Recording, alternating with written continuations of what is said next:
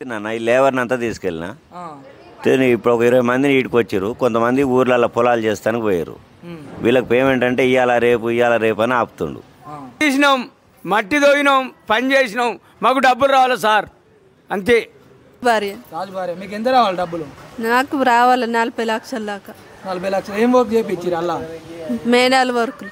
Hi నమస్తే, మీరు చూస్తుంది 1 రూపాయి ఆర్మీ మీడియా. నేను మీ 1 రూపాయి ఆర్మీ రాజా.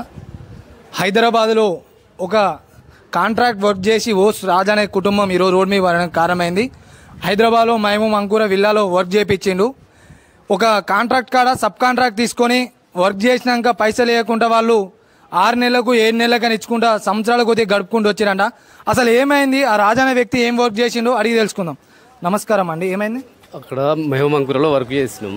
వర్క్ చేసి 2003లో కంప్లీట్ చేసి ఇచ్చినాం. ఎంఈపీ ప్రైవేట్ లిమిటెడ్ దగ్గర పనిచేసినాం. ఎంఈపీ ప్రైవేట్ లిమిటెడ్ దగ్గర పనిచేస్తే ఇప్పుడు ఇస్తాం అప్పుడు ఇస్తాం అని చెప్పి అనుకుంటే బిల్స్ వచ్చేది ఉన్నది, పేమెంట్ ఉంది అని చెప్తారు. నువ్వే నాకు 15 లక్షలు ఇవ్వాలని చెప్పి అంటున్నారు.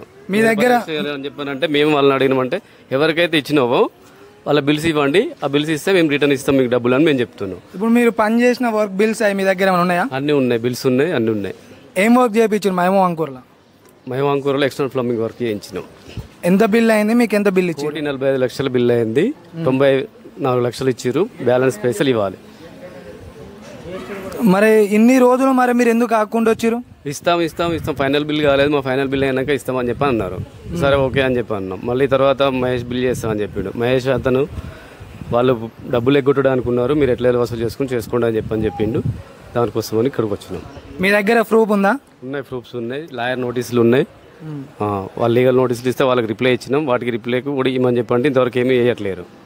అది విషయం. ఆ కవర్లు ఏంటి చేతిలో? బిల్స్ ఇవ్వండి. బిల్స్ ఓపెన్ ఎందుకు వచ్చిందంటే సడుగుడు అని మా ఆయనతో వచ్చి ఆయన 5 తులాల బంగారం తీసుకుపోయిండు.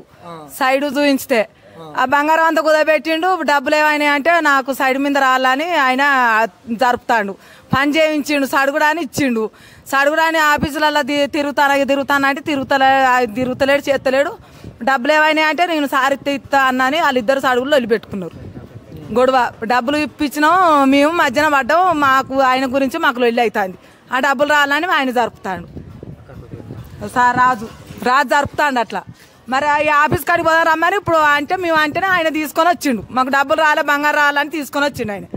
ఇప్పుడు మరి సార్ లేడంటుండే ఇక్కడ ఆఫీస్, మరి ఏం చేద్దాం? సార్ రావాలి, వచ్చినాక ఈడ కూర్చోవాలి.